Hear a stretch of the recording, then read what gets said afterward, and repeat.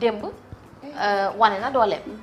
démb aussi tamit gis nañu ni il est avec le président Bassirou Diomaye Diakhar Faye et que le président Bassirou Diomaye Diakhar Faye taxaw na ni du mës a trahir li nga xamante ni moom moo di coalition bi taxawaayu Mimi nga jàpp ni aussi tamit est-ce que nekkul gën a am dëgër laay ci biir gouvernement wala ci biir palais ba. trahir la coalition ak bàyyanteeg Mimi Touré wala bàyyi wàccee ko du jotewut ak moom dara loolu jotewut ak loolu ndax trahir la coalition. Mimi day def mëninam rek xam nga Diomaye conseil la rek conseil de sénégalais sœur gis fi mu jaar ak Macky Sall na moytu boppam rek c'est tout parce que Mimi Touré xam nga wóor dafa wóor fu ne Macky Sall da koo diggoon présidence su assemblée nationale.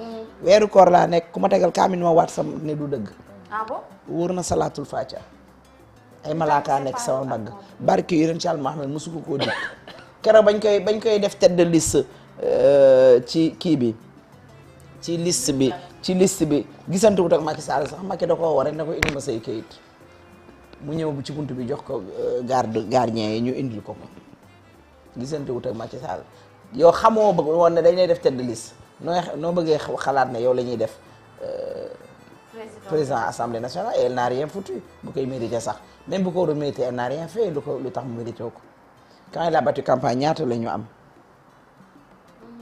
ñaata député la ñu am bu dul woon Pape Diop nan lay demee président Pape Diop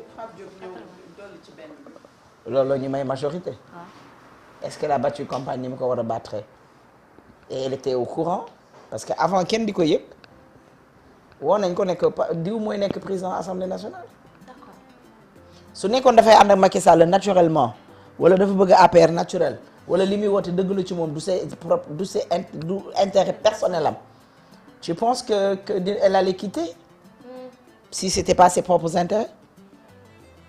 ba léegi nii loolu elle a battu campagne moom elle n'est pas membre fondatrice.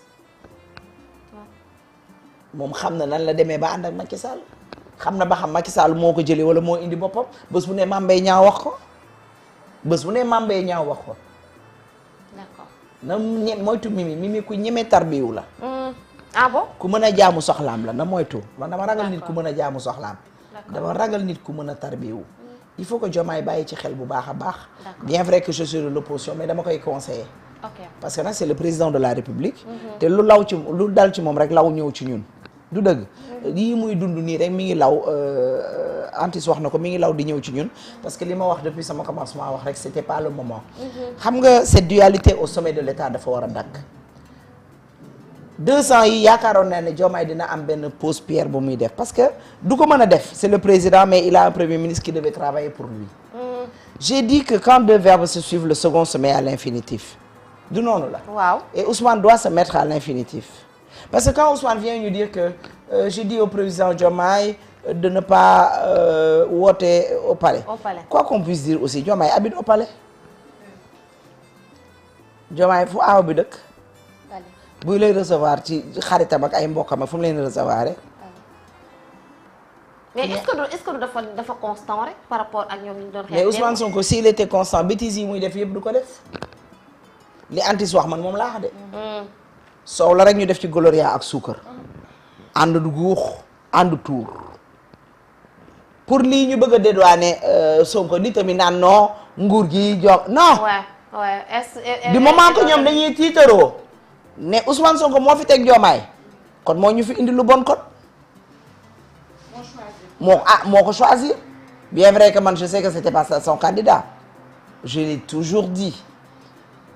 et avec la candidature de Diomaye benn problème laa ci am te dama koy continuer di ko am te dina ko topp moom. parce que du ma ci nopp. muy lan. comment Diomaye Faye a pu être candidat. comment. je l'ai toujours posé sur les plateaux. et je vais continuer xëy na je suis la seule sénégalaise qui se pose ça mais moom dina ko dabi ji te dina ko ante ji dans sa vie à venir. point boobu lan lay. mais il était en prison. comment il a fait pour signer. loolu nem si yàlla si Badio Camara. ak ña àndoon boobu nekk fa. ñooñu ci mën a leeral. mais baaxul ci avenir u Diomaye. da koy dabi ji suba. ay doomam dañ koy waxtaanee histoire dina ko bind. warul woon signer. ci àdduna woon signer. non il est en prison tu es en prison tu signes pas. comment il a fait. comment il a pu être candidat. est-ce que c'était une candidature légitime. D'accord. Ce sont des questions que je lui pose et les réponses vont venir. Et dans les années à venir, je pense que ñaan na yàlla lii Macky Sall am tey mu am ko. Vénéré dans l'international, aimé de tout le monde, apprécié de tout le monde. Machallah, bañ naan la yow tu es candidat dans les secrétariats des nations. waaw moom laa wax dama lay wax ne. je pense que Diomaye aurait fait lu mel noonu. D'accord. mu génnoon. nekk candidat ma xam ne kii c'est un candidat boo xam ne am na ko dans les règles de l'art. D'accord. ci opposition bi ñuy wax ni ñoom amuñu opposition wala opposition bi nga xamante ne tey jii ñu ngi koy gis coalition Diomaye fii Pastef fii coow li am ci seen biir est-ce que duñu dem ba déjà ñu ngi jip ay échéances 2027 ñu war a jàkkaarloo ñoom ñaar. xam nga li ma la wax j'ai toujours dit on a une opposition au pouvoir. Ah oui, on a une opposition au pouvoir. Au lieu d'être des hommes du pouvoir, ce sont des opposants. Ils se chamaillent, ñuy defante seen biir. Diomaye, il a une opposition en face de lui, mais il a une autre opposition en face de lui, muy Ousmane Sonko. Ousmane maa ngi koy dégg Ousmane da ngay sóob xam nga ne yow ñëwoo dans l'opposition da nga koo sañ. La ilaha illallah. Xam nga Ousmane dañ ko fi naka niñ ko tëjee woon nu mu tudd loolu ci biir këram. barricade dañ ko barricade woon. wër na Alxuraan Karim bu ñëwee ci opposition mooy barricade boppam wala mu gàddaay. kon da nga jàpp ni du moom moo yow ci àdduna yow bàyyi ma Ousmane fu mu jëm mais moom il a dit nee na du mës a démissionner quand même. waaye bàyyi ma ni day am jom ni day am fulla ni day am lu muy jom ni day am resu ni day am deretu gor buy daw ci yaramam. wax naa ko ca commencement wax ja munoo ne tu n'es pas à l'aise dans ce mariage là et tu y restes. D'accord. lu la fa dal yaa ko teg sa bopp. te ñun lii def ñuy lor ñun population bi comment un État qui vient de faire 1 an 2 ans au pouvoir Diomaye pense à 2029 xam nga Diomaye dafa fit gi dafa des rek Diomaye ñemewut a wax ne la coalition Diomaye 2029 la coalition Diomaye pour 2029 wala la coalition Diomaye 2029 mais Diomaye est candidat en 2029 mais day soo 2029 sori na mais ñu bari génn ci journée bi fi ñu déggee wax ji ba pare lenn lañu ci seetlu que peut-être xëy na novembre bii di ñëw dañuy dissoudre assemblée bi. non lépp mën parce na que nekk laamu politique de Ousmane Sonko xam nga député yi wax nañ ko avant Diomaye di def sortie bi ñu bari les loolu députés wax nañ ko bi ñu génnee nettali nañ seen xam nga li tax ma la Ousmane Sonko matul li mu doon ay ndeysaan waxuma la dirigeant mais nit doo nekk benn nopp xam nga Ousmane bi muy génn di tontu Diomaye moom déggul version Diomaye ay nitam rek ñoo ñëw nettali ko mu génn def live kilifa du mel noonu te bu doon tontu mënoon na taal otom dem ba kër Diomaye ne ko kaay ñu gisante toog waxtaan booy li nga wax lii lan la parce que entre ñoom yooyu xaj na ci ne ko mais man gars yi dañoo ñëw daan ma lii mais nag yow lu sérieux woon nag li nga def nii waroo koo def lan la nañu waxtaan. Je pense que loolu moo doon kii bi mais su Ousmane demee ba génn rek matatul li mu doon wala nekkul li mu war a doon.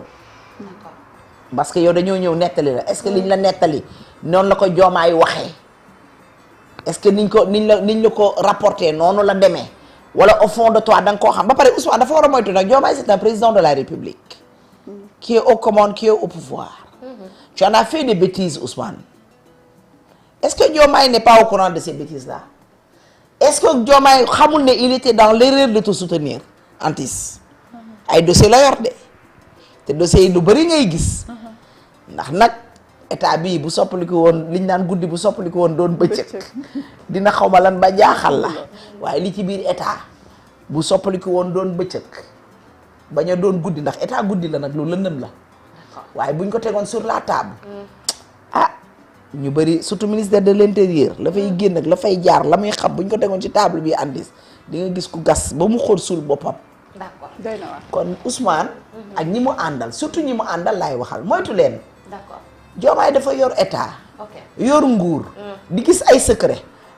xam la jëlee Ousmane Sonko en 2014 fa mu doon liggéey na xëy na Ousmane weddi na ko lam ko wax ak la am c'est diamétralement opposé. dossier Adji Sarr.